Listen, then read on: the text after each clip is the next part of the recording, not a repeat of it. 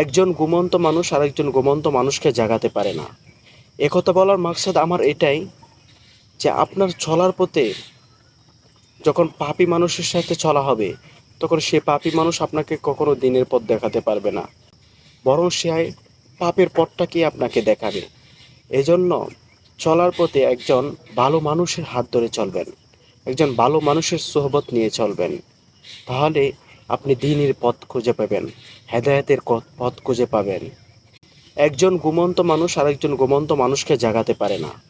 একথা বলার মাকসাদ আমার এটাই যে আপনার চলার পথে যখন পাপী মানুষের সাথে চলা হবে, তখন সে পাপী মানুষ আপনাকে কখনো দিনের পথ দেখাতে পারবে না, বরং সে পাপের পথটাকেই আপনাকে দেখাবে। এজন্য চলার পথে একজন ভালো মানুষের হাত ধরে চলবেন, একজন ভালো মানুষের সোহবত নিয়ে চলবেন।